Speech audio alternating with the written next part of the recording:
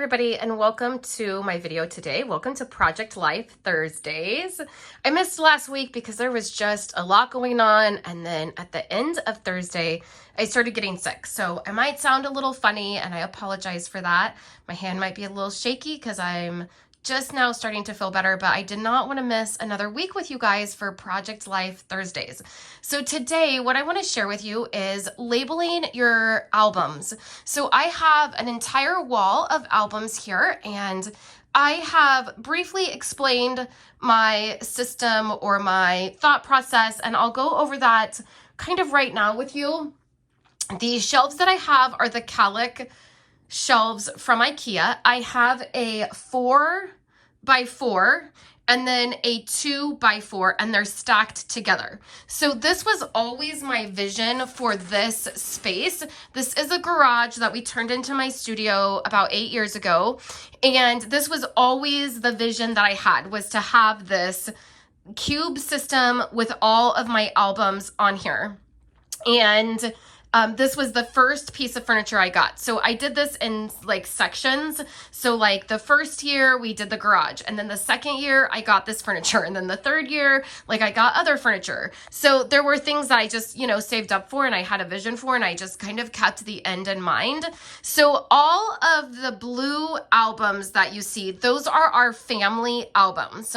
And then the pink ones are my daughter Kayla's albums, along with that chevron album. The green ones are Violet's albums, and then the black ones are Andrew's. And then down here, I have some 10x10 albums that are my Pieces of Life albums. The two gray ones at the very top are past albums.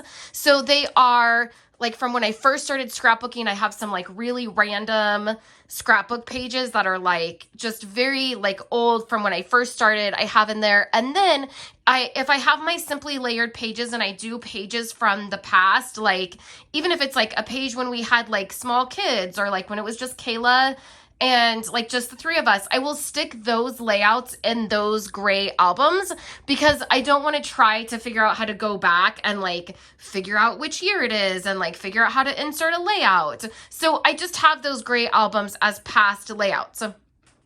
So I have those are 12x12 albums and then 10x10 albums, and they're all on this shelf. The other albums that I have, let me flip you around and I'll show you the other size albums I have. On this shelf right here, which I'm tilted up because these shelves are a little bit high, these are Week in the Life albums. And then these are, I'm sorry, my camera like keeps focusing on my finger when I point. Those are One Little Word albums. And then these two at the end are 6x6 albums, and they're just like personal layouts. For a while, I was trying to do the 6x8 size. That just does not work for me. I don't like it for just like normal memory keeping. I like it for Week in the Life. And then I also have a COVID album up there that I did that outlined all the things that happened the first year of COVID. And then I also have like a work album at the very end, and then my One Little Word albums. So then over here,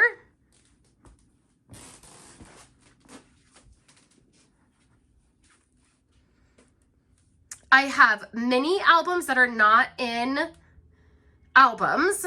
So those are ones that are in traveler's notebooks, or they're mini ones that I put together. And then I have the 4x4 albums. All of these up here are new albums. So I just have a handful of new albums I keep on hand so that I always have them. So let's talk about labeling the spines of your albums and some of the ways that you can do that. All right, these albums right here are 4x4 albums. I have one from, it starts in 2016, this is 2017, 2018, 2019, and then this is actually 2021. I didn't do one for 2020. And these are like year in review albums. And they're also my 30 Days of Thankful album. So this was just like a year in review that I did. I just had a little kit and I used it to do like there's like one layout for each month. So there's like January, and then there's February. And I just used that kit and leftover photos. And the way that I labeled this was just with stickers, just with number stickers, 2016. So the rest of these albums here, don't mind the dust on my shelf. The rest of these albums are 30 Days of Thankful. So I've done that typically in November. So these were done in November. This one right here was done in October. And so you can see for this label, I just stamped a sentiment. And then this one I did the numbers again. This one I stamped like a background with a word, and then I did the numbers. And then this one I did a stamp, and then I did these, this was a stamp that said October stories really have my heart. And so that's how I labeled those. And that was easy to do because those are a really small label. Like I could write on this, I could take these out. They're kind of dusty. I probably, maybe should have done something different with that. You can see it's kind of discolored, but because they're such small labels, that's how I chose to label those. So now let's look at my 6x8 labels. All right, here's the 6x8 labels. And again, those spines are somewhat small. So what I've chosen to do is just take a stamp, an alpha stamp that I like. That is one I've had for a really long time. And I've just stamped the label. Now you can see, like, particularly on the work label, it is like not perfectly, like the K is kind of cut off and the W is kind of cut off.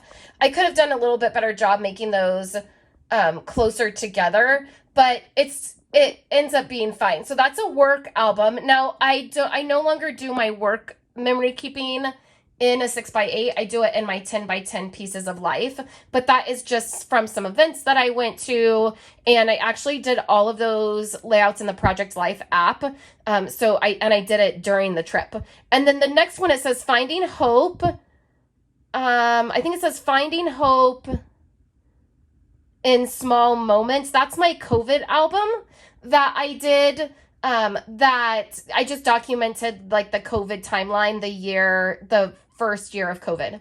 So then the rest of them are Week in the Life. And to label those, I just did Week in the Life, WITL. And I did it with that stamp. These still need to be labeled. So I just need to slide the label out and then do it Week in the Life. It doesn't have a year, but you could put stickers, like number stickers right here, or you could stamp it. It doesn't really bother me that the year isn't documented. I just want to know that those are my Week in the Life albums. And then right up top are my One Little Word. And for those, I've just done the year. So I started One Little Word in 2016, and then I usually just have one album for One Little Word, but last year I had 2 albums. So there's 2 up there that say 2022. And then those albums, because I've decorated the front of them, the labels aren't done on them. You can see from the side there that the labels are not done, but I've decorated the front of them, and so I want to display them here in my office. So now let's go over to the other albums, my 12x12 and 10x10, and I'm going to show you how I label those, and then I'm going to show you how I do it on the computer. All right, I'm back here at my regular albums. You can see these are not labeled yet because I don't have the labels yet. This is 2023, and then these are empty. These are my next year albums. So that's how I purchased my albums a couple years ago. Because I would come to the beginning of the year and I wouldn't be able to get the album, like the color would be out of stock. So what I did is I bought 4 albums that year, 2 for the current year I was in, 2 for the next year. So now I just at the beginning of the year buy 2 albums for the following year, and I always have a set of 2 going forward. And then also if a color is discontinued, it gives me an entire year to figure out what I'm going to do or find the color that I have, and then like buy, some to continue. And as you'll see up here, a few years back, I changed over all of my albums. These like mint colored ones right here were all in post bound. So if you recall, back in the day, we had post bound albums. I wasn't using D-ring albums. And so a few years back, I changed over all of my albums to D-ring. And so that's why those are mint. And then these are a light blue because this is the year I started Project Life. So everything from 2005 to 2010, those are all like traditional layouts. It's not Project Life. And then in 2011, I started Project Life and I started getting Becky Higgins D-Ring albums that went with her core kits. And so I had several of those. And then when I decided on the color that I wanted to use for our family albums, I did this aqua color, and those were by We Are Memory Keepers. And then they stopped doing albums in like, I want to say, I couldn't find the color for a long time. I had a couple years that it was like really hard to find the color. And then I moved to the mint color and started that color in 2022. I had like 2021 and I think 2020 I already had, and then I couldn't find the color. So then in 2022, I moved to the mint color, which is down here, and they're by scrapbook.com now. And then I have those for this year and next year. So it doesn't bother me that like I have like several different colors for our family album. It's totally fine. I like the mint color now. That's the color I would like to go with. I'm not planning on changing any of those out. All of the spines are going to be different. So that's something that you're going to have to take into consideration. Now, full disclaimer, I went back and redid all of my labels a couple years ago. So that is why they are very like uniform, and I could include the information that I included on the label is because I think it was in 2021 or maybe even at the beginning of last year, I relabeled everything so that they were all, like they all coordinated. And that included the labels for my kids' albums as well. So let me get you up closer and let's take a look at these album labels. So I do 2 albums per year for my family album. So like here is 2016. And you will see that it says 2016 Martinez Family Volume 1, January through June, Album 18. And then this one says 2016 Martinez Family Volume 2, July through December, Album 19. All of my personal albums are labeled with the album number along with the dates. There is one album that is labeled wrong. It's like my volume 2 and it's labeled January through June. And that just happened. It's one label and I just haven't changed it out.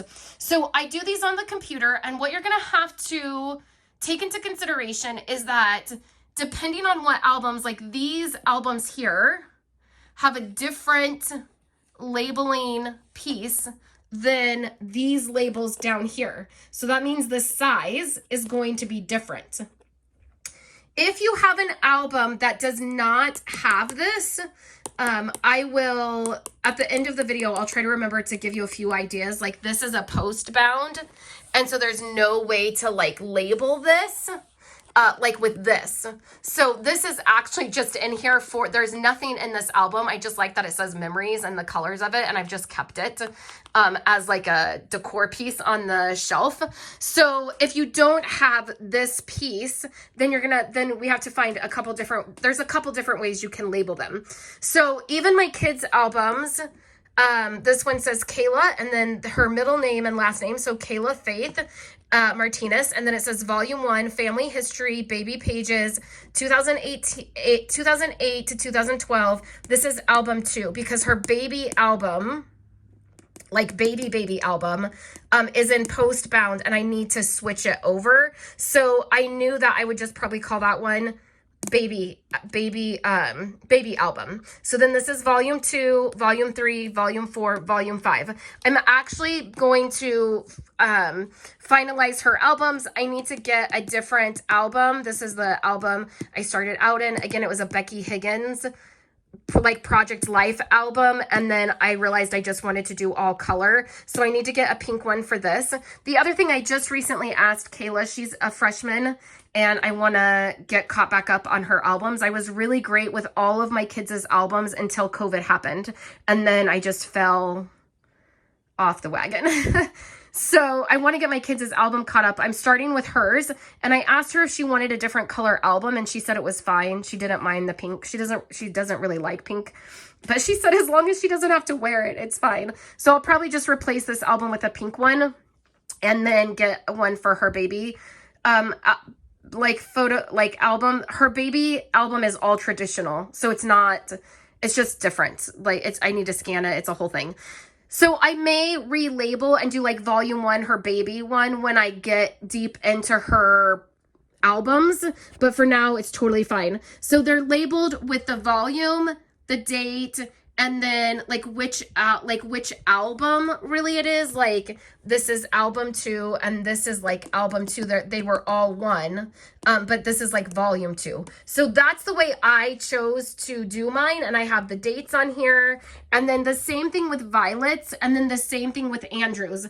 But theirs are kind of a mess, so you can see like I just have Andrew Martinez. I don't have any information, because I'm going to be like not redoing them, but like the organization may change. So I didn't want to box myself in with the labels. I can reprint them.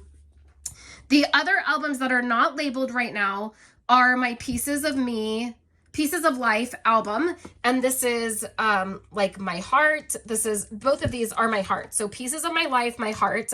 This is volume 1. This is volume 2. So that's how I will identify those. Then this is wellness, work, and then faith. And then this is my One Little Word album. So I need to figure out how to label these. I went to label them and then my measurements were off. So I will label those the same way that I label these. So I want to take you to the computer and I want to show you how I do this so that you can see the process. And then there's also one up here that is week in the life and day in the life. This one says volume 1. It is 2019 and 2020 because I did week in the life and some day in the life in this 9x12. And so that's why it says that. So if I ever did week in the life or day in the life, if I ever had another 9x12 album, I would call that volume 2. And I would probably keep those by each other. It just happens to work out with all the kids' albums on this shelf that, that's how I have them up there, and I'm not worried about it. The other thing I have on this shelf, just as a side note, is I have one of these containers. This is from the Container Store. It's one of the cheapest items you can get at the Container Store. It's such good quality, and I have one for each kid, and you can see like I have some prints. Like this is a title page for Kayla's for this year. And then there's like some traditional layouts that I've done and school paperwork and different things that I want to go into her album. I have one for Violet and then I have one for Andrew, and that's on the shelf. So eventually, as my kids move out, I know I'll get questions about this, they will take their albums. If they don't want their albums, if they're like, I don't want these, I don't want to have them in my house, then I'll keep them. For sure. All of my kids are very invested in their albums. They love them. They all want to take them with them, but that's always been my goal, is that they would have like 8 to 10 albums that they would take with them, and that would cover their childhood through the end of high school. And so that is my goal. I don't mind the size of 12x12. I like 12x12. And again, I don't really care like what they like or what their preference is, or like I'm not taking a poll. Like I'm just doing these. If they want to take them, fine. If not, I'll keep them. And eventually this whole shelf will be nothing but albums, I assume. Like where right here at 2023, I do 2 albums, a year. So I'm assuming that eventually this will all be albums, and all of this stuff has like changed throughout the years as things have shifted. And this used to be kids crafts, and they don't really craft with me anymore. So that has always been my goal. So I always get asked like, how we live in a very small house. Like we don't live in some 4,000, 5,000 square foot home. Like our home is very small. And the question I always get is like, well, you have all these albums, what are you going to do with them? Well, this is my passion. It's what I love. It's the thing that is like dearest to my heart.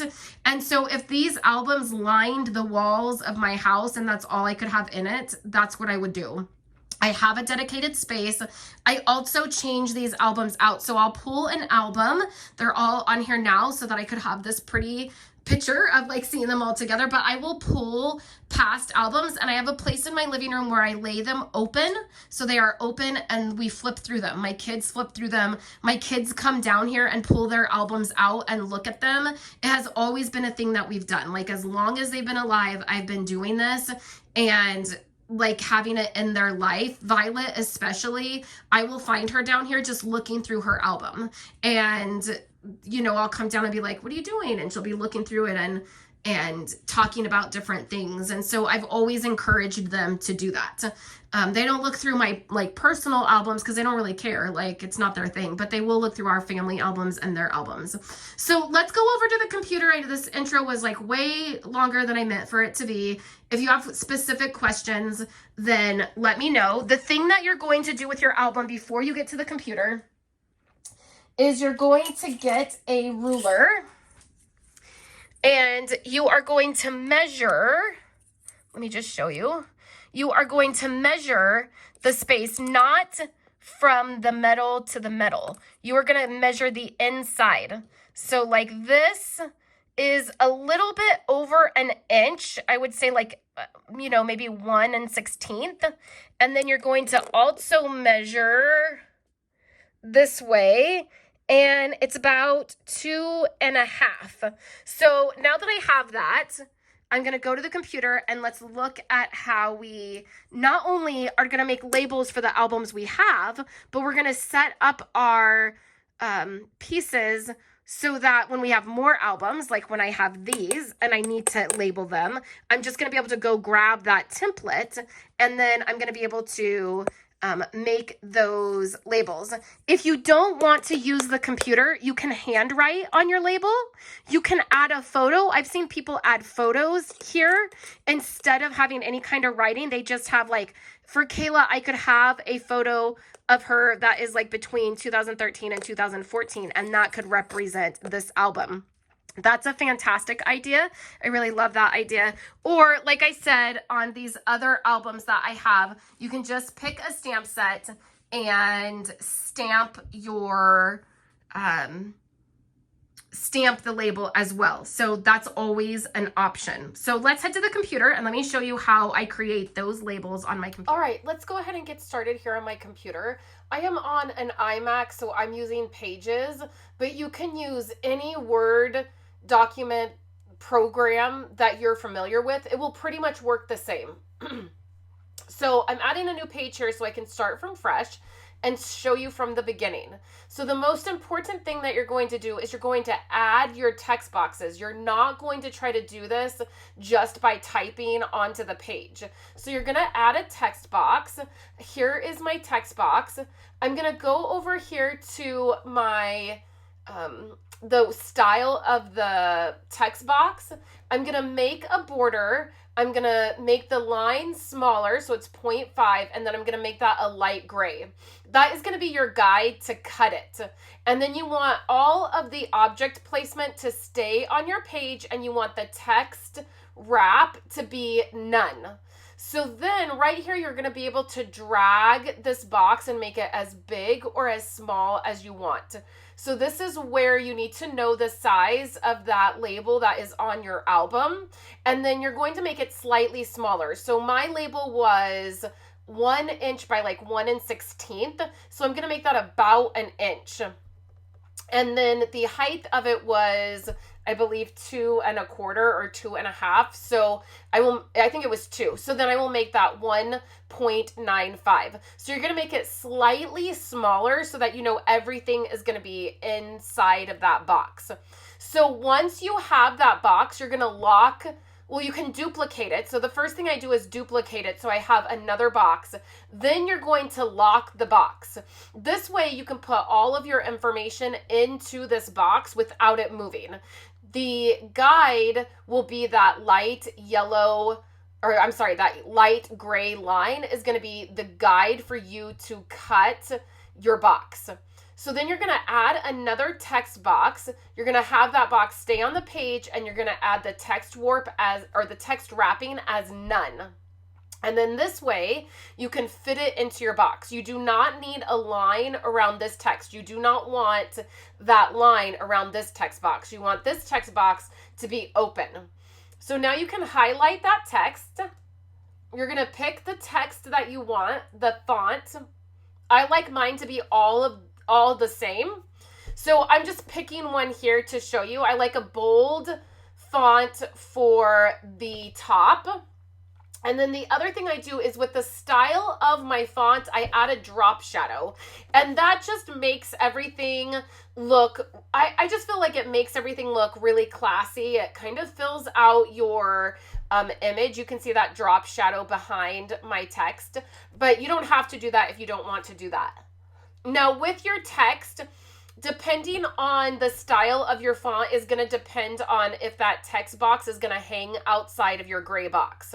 Now I'll show you this at the bottom, but my numbers at the top are going to hang slightly outside of my gray box, and that's totally fine. You're going to duplicate that once you find the size that works. You're going to want to duplicate that.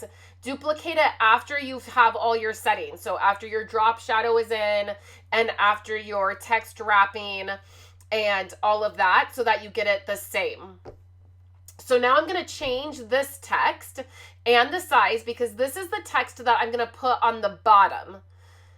So right here, this is going to go on the bottom and this is going to be my text. Now this box can go, I can shrink the text box itself to the size of my gray box. So I'm still going to shrink the size because that needs to be smaller. And then I'm going to center this. And then this is where I'm going to put my information. So you can see up here, I have the name of my album up there and then some information at the bottom. So this is going to be volume 1. I'm just making this up. This isn't my actual labels that I'm making. So this is volume 1. It's going to be January through June. I'm going to abbreviate January so it fits. And then I'm going to do album, you know, whatever the album number is if you're doing albums. So like I just picked 38. So now you have the year and then you have the text on the bottom and then you have the gray box around your text. Okay. So again, the text box for the numbers are hanging over. The text box for this is not, so you can center it really well. So it just depends on the style of your font. It is going to depend on if you have everything inside that gray box or not. So now we're going to bring up our next gray box, and this is why we did this. So I make a lot of labels all at the same time. I'm going to duplicate this box and I'm going to put as many across the page as I can. So I'm just duplicating it. It has all of my settings, the light gray box, the text wrapping, all of that is the same because I'm just duplicating that same thing that I did. I do my settings once and then I continue to duplicate. So that's about right for as many boxes as I want across the page. Then you're going to duplicate the numbers at the top, and this way all of your years can be the same font and they can be in the same place. So when you put these onto your album into the spines, they're all going to line up across your albums on your shelf. Unless the label part is not lined up on your actual album, then of course the label will be slightly off. But if you're getting the same brand album, those are usually in the same place. So then you can see right here, one of the reasons I love Pages, I don't know if any other Word documents do this, but Pages is going to allow you, those yellow lines are going to help you line everything up. So I can see, now it's a bit different with these numbers that I picked because the text box hangs outside of that gray, I don't know why I keep calling it yellow, of that gray box. So that it's not going to necessarily line up. It's not going to show you it's centered if your text box hangs outside of your gray box. But if everything is in the gray box, it will. So that is a nice feature if you have a font that fits in the box like the bottom part does.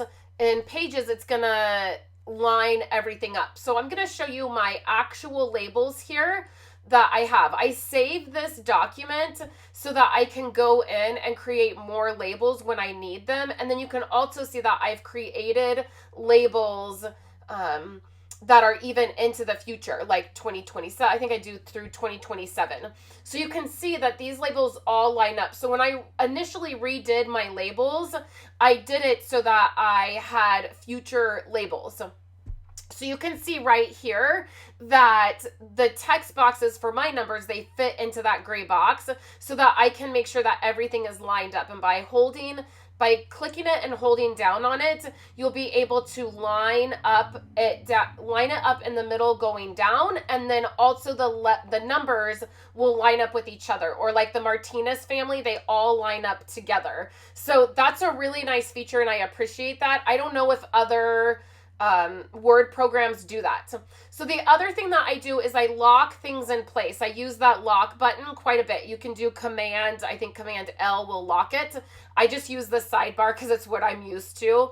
I just unlock it. You can also group things together. So once you get all your labels done, like all the numbers and all of the things in there, you can group that label together so that none of that text moves. But you can see right there, I could tell that that was off a little bit, so I went in and I fixed it. But you can lock those items. That is a really great feature. And then save this document, and then if your labels run out, if I get to 2027, I need new labels, I can go in and redo these. I can also go in and fix edits that I need to, or typos or whatever it is, or if I change my mind with the font or something, or I redo my labels, I can do that. So now here, I just wanted to show you, this is Life Simply Documented. This is my membership website. When you come to Life Simply Documented, you'll come to this title page here. If you scroll all the way down, that's where you can join Life Simply Documented. It is my memory keeping community. It is a great way to support me and what I'm doing here. And you get so much information and inspiration on this website. So when you sign up, you get a username, you log in, and then if you go to course catalog, that's just the title I have it for right now. There are some courses in here. I will be adding all of my Simply layered memory keeping pages. That's something that I'm currently working on, but right now, the first course that you can start with is Life Simply Documented 2023, and you can see that there are a total of about 6 lessons for each month, and there's lots of different information in here. I'm just giving you like an overview in case you wanted to join and wanted to see like what we did. This is the main part of what we do, but then there is this tab right here that says inspiration. And I'm going to scroll down and I'm going to show you a post that I did a couple years ago of spines for your albums. And you can see that was before I redid my spines. And then I wanted to show you a couple ideas that you can do if you don't want to type them out. So here's the photo idea. And this one was done... I'm not this might have been Becky Higgins. I didn't click on the links, and I think Becky Higgins, she took all of her inspirational blog posts down. This is Becky Higgins' labels right here for how she currently does her labels. This is where I got my inspiration. I just redid them to fit how I wanted them to fit. But that's how she does hers. And then there is another one right down below.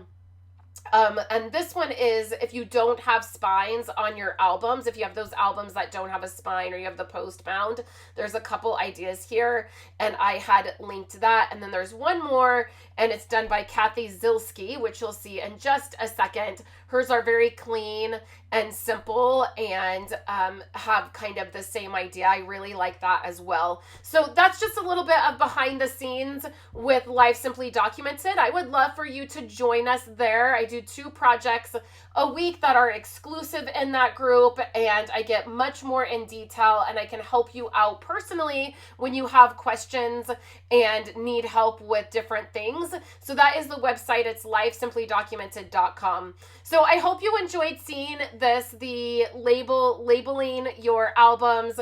Here's a couple more projects on the screen. If you haven't subscribed to my channel, I would love for you to do that. And thank you so much for hanging out with me for Project Life Thursday, and I will catch you next week with another one of these videos. Have a great day, everybody.